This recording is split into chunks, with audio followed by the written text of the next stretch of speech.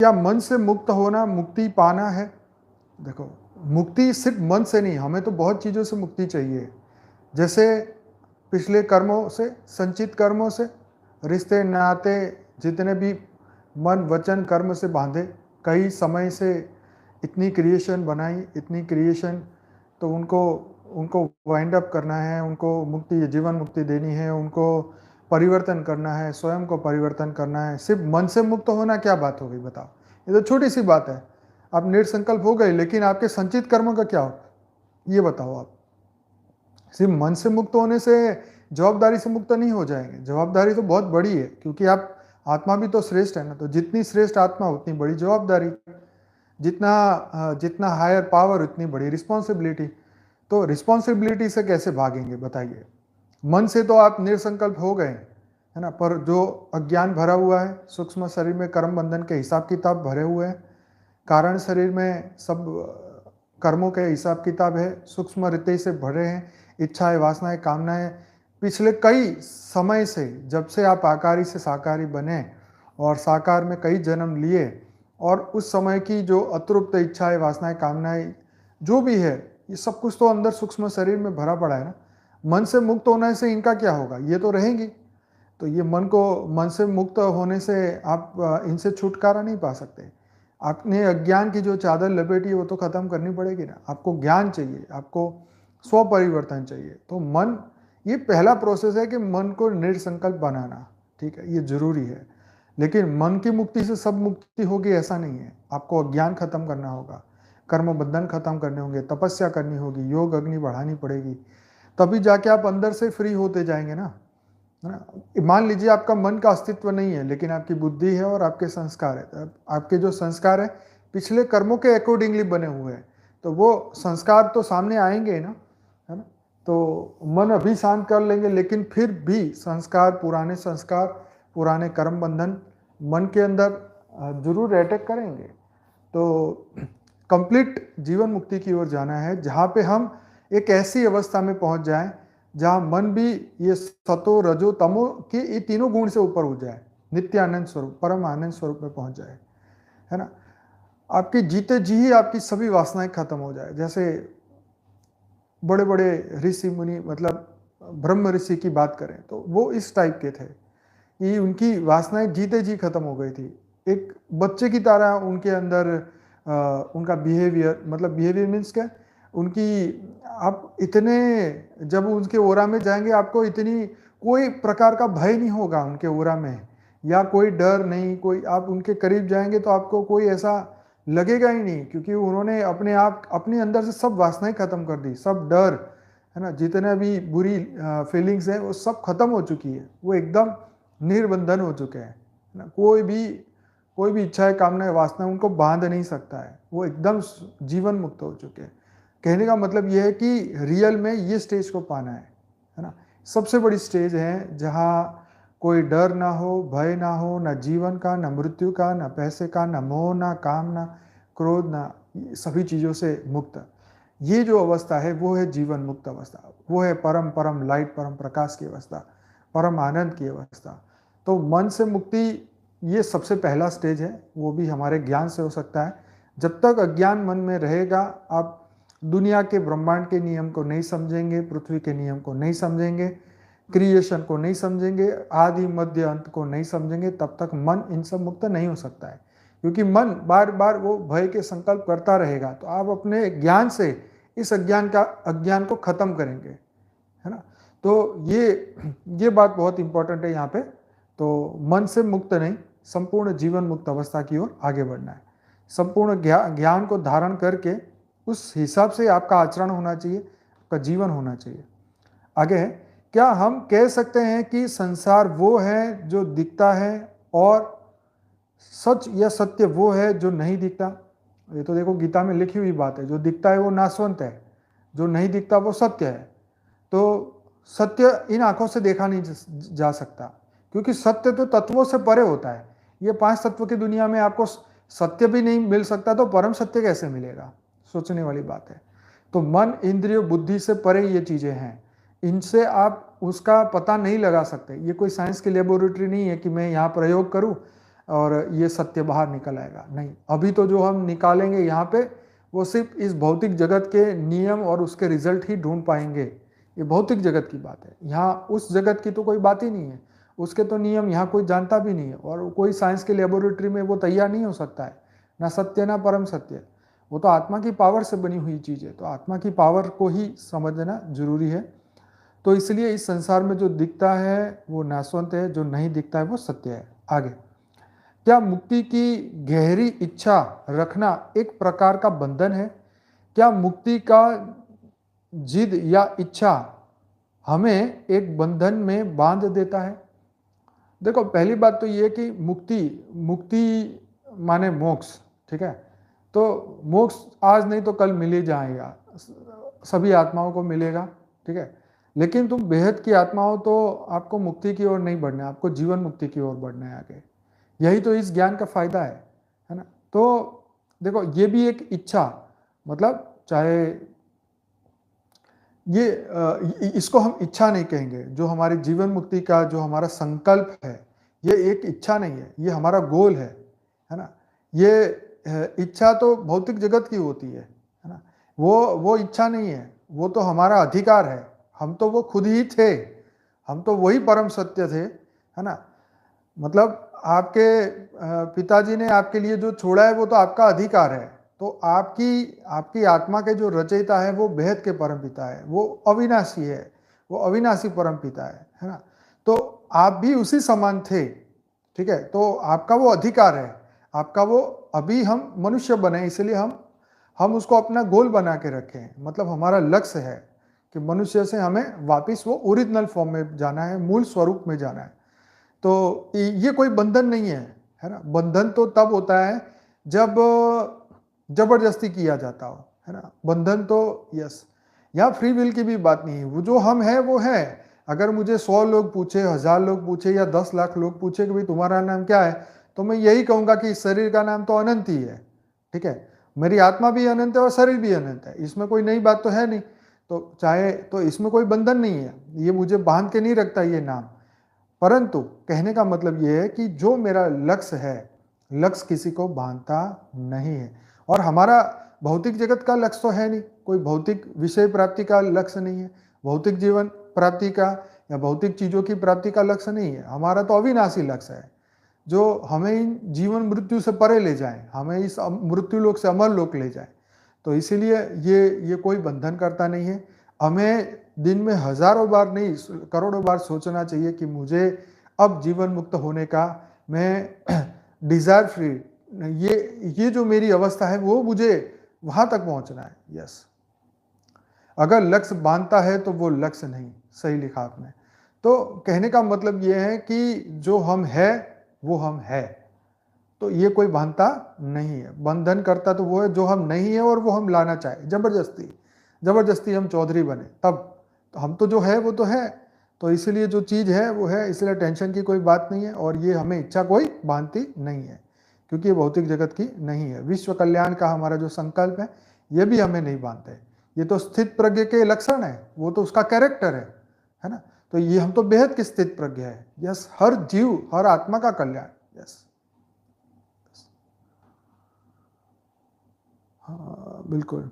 आगे है, मन और वासना को खत्म नहीं किया जा सकता, ठीक है। कुछ संत कहते हैं आपने क्रोध से भागो मत, नजर मत चुराओ, उसको देखो, ध्यान दो, वो तुमसे दूर चला जाएगा। तो क्या वासना और इच्छाओं को एक्सेप्ट कर लेना से, वासना और इच्छाओं को एक्सेप्ट कर लेने से, उनके भीतर देख लेने से उनसे पीछा खत्म हो जाता है?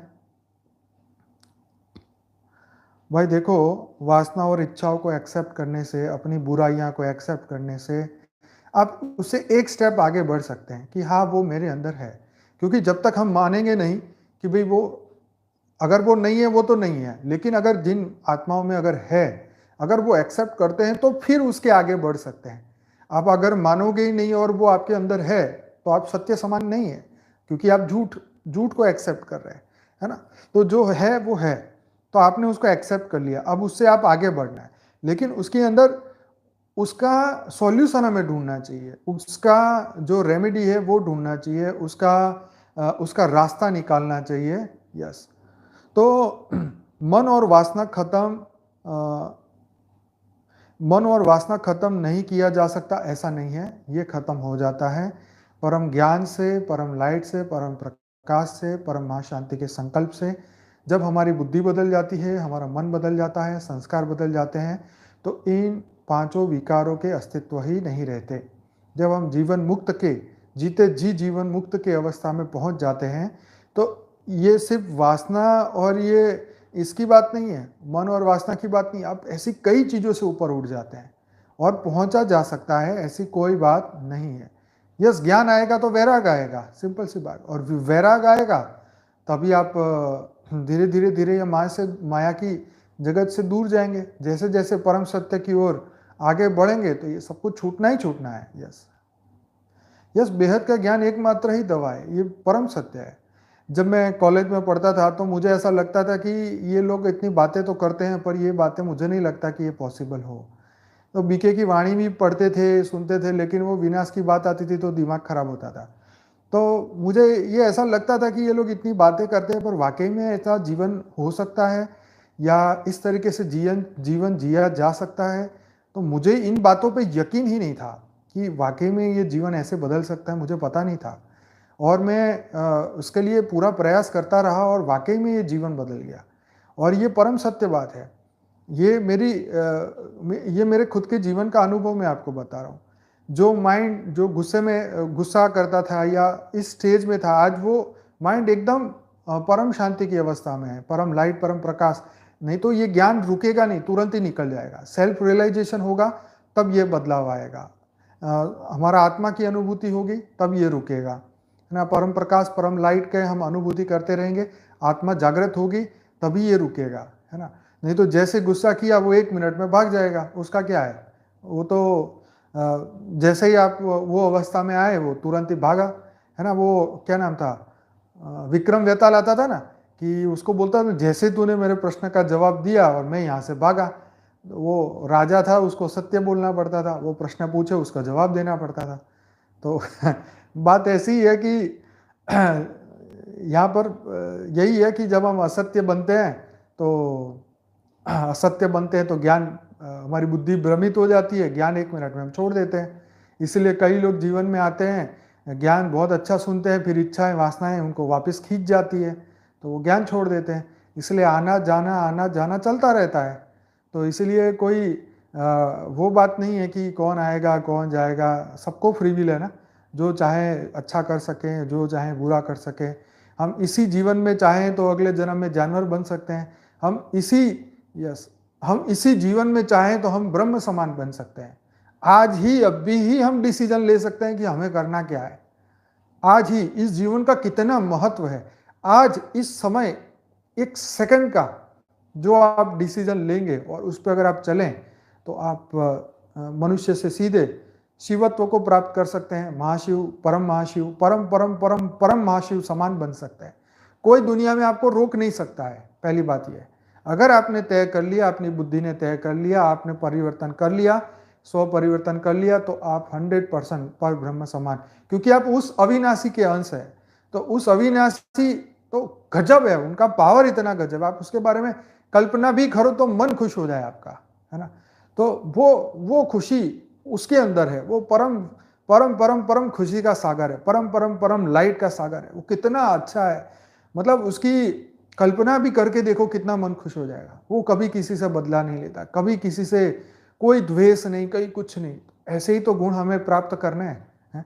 यहाँ भगवान को इतनी गालियां देने वाले लोग बैठे हैं, धरती पे 50% 50% लोग नास्तिक बैठे हैं, वो कितनी गालियां देते होंगे, हैं, पेट भर भर के गालियां देते होंगे भगवान को, लेकिन उसको कोई फर्क नहीं पड़ता है ना। वो किसी को ऐसे चल निकल यहाँ से गायब नहीं करता है, वो कहता है खेल, तू अपनी मजे में खेल, अपनी माया में खेल, तू जो दे हवा में ऊपर उठ के थूक, जितना थूकना है थूक, तेरे पर ही गिरेगा। कहने का मतलब ये है कि जो स्वयं जागृत है, जो जाग चुका है कि मैं अपने आप को जाग चुका हूं, मैं मान चुका हूं, यस मैं ही वो बेहद की परम परम परम महान आत्मा हूं, वही मैं हूं। और अब मैं अपने आप को स्व परिवर्तित कर रहा हूँ, मैं ही मनुष्य तो बना हूँ लेकिन वापिस अपनी ओरिजिनल मूल स्वरूप में जाने वाला हूँ। ये पूरा यकीन मुझे रखना होगा, उस पर कार्य करना होगा, इस लक्ष्य को बुद्धि से हटाना नहीं है।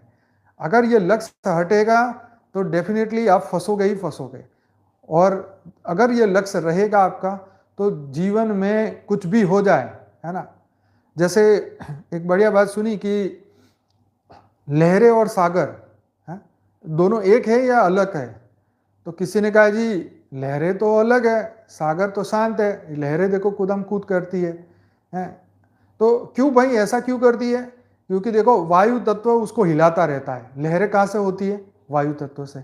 तो हम भी अंदर से तो परम शांत है, लेकिन ये जो विचार वायु है ना, आकाश तत्व, वायु तत्व, अग्नि तत्व, यही इच्छाएं, कामनाएं, वासनाएं अंदर पैदा करती है, क्योंकि वायुमंडल नेगेटिव हो चुका है। सब कुछ वायुमंडल में पड़ा है, जो मर्जी ले लो वायुमंडल से। बापूजी 20 साल के पुराने वीडियो में कहते थे कि हवा में से इलेक्ट्रिसिटी मिलेगी, है ना, हवा में से पानी निकलेगा। तो ये बातें मतलब मुश्किल थी समझनी और समझानी, पर आज समझ में आ रही है।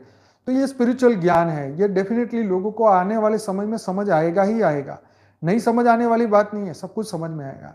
पर उसके लिए हमें सैंपल चाहिए, है ना। तो जब हम सब सैंपल बनेंगे एक साथ, तो कितने सारे सैंपल होंगे दुनिया के सामने। पहला सैंपल बनने में ही मुश्किल है, फिर तो उसका फटाफट डुप्लीकेट बन ही जाते हैं, है ना। तो एक डाई बनेगी तो सब सैंपल, फिर प्रोडक्शन शुरू हो जाएगा। तो कहने का मतलब ये है कि हम जो है वो है। तो अब हम हमारे मूल स्वरूप को याद करने की बात है, उस समान बनने की बात है, ज्ञान स्वरूप बनने की बात है। चलिए आगे बढ़ते हैं। लोग इस जीवन में कुछ कर्म के अंश को समाप्त करने या विसर्जन करने के लिए आते हैं, लेकिन अपने जीवन में अंत तक वे उससे भी अधिक कर्म बटोर लेते हैं। ऐसा क्यों होता है? देखो, ज्ञानी इंसान ज्ञान बटोरता है, अज्ञानी इंसान अज्ञान बटोरता है ना। जो बुरे व्यक्ति हैं, जो लोगों को गालियाँ ही देते रहते हैं, तो बदले में क्या उनको मिलता है? होलसेल में ट्रकें भर भर के गालियाँ ही मिलती है। जो संसार में जो देता है वही उसको इन रिटर्न मिलता है ना। अगर आपने अपने कर्मों में आपने इच्छाएं पैदा कर ली है, कामनाएं, वासनाएं पैदा कर ली है, तो इन रिटर्न आपको वो माया ही मिलने वाली है ना। तो ये माया जो है, जो वो ये बुद्धि घुमाती है, वो आपको भ्रमित करती है, वो आपको संसार में फंसाती है। माया अपनी बुद्धि में अज्ञान पैदा करती है, मन अशांत रखती है, बार बार मतलब एक अपने आप को बचाने का संशय, ये सब चीज़ें पीछा नहीं छोड़ती। तो कहने का मतलब ये है कि इंसान यहाँ से जीवन मुक्त बनने आया है, लेकिन जीवन मुक्ति की जगह माया को भरपूर मैली चादर ओढ़ के, है ना, द्वार कैसे जाऊं तुम्हारे, वो गाना था ना, मैली चादर ओढ़ के द्वार कैसे जाऊं, ऐसा कुछ था। तो ये जो चादर, कर्मों की चादर ओढ़ी है, उससे बाहर निकलने के लिए तो इंसान को स्वयं के ऊपर कंट्रोल लाना पड़ेगा, है ना। हर कर्म पे कंट्रोल लाना पड़ेगा। कितने लोगों से हम रिश्ते बांधते हैं, छोड़ते हैं, ये सब कुछ सोच समझ के करना है, क्योंकि यही चीज़ें आपके जीवन में आगे आने वाली है, आपको बांधने वाली है, फंसाने वाली है। अगर आपने मायावी से संपर्क रखा है तो माया में ले जाएंगे, ऊपर वाले से रखा है तो ऊपर वाले के पास जाएंगे। तो मतलब यह है कि जब अज्ञान की स्थिति कंप्लीटली बुद्धि से निकल जाएगी, तभी आप नए कर्म को नहीं बटोरेंगे, ज़्यादा कर्म आपके नहीं होंगे, ज़्यादा इच्छाएं नहीं होंगी, आपका एक ही लक्ष्य होगा, और उसके ऊपर यस बेहद के वैरागी बन जाएंगे, और आप अपने उस लक्ष्य की ओर आगे पहुंचेंगे, और आपके ऐसे कर्म के बड़े बड़े गठरे नहीं बनेंगे। तो टेंशन की कोई बात नहीं है, ये तो अज्ञानी लोगों की बात है।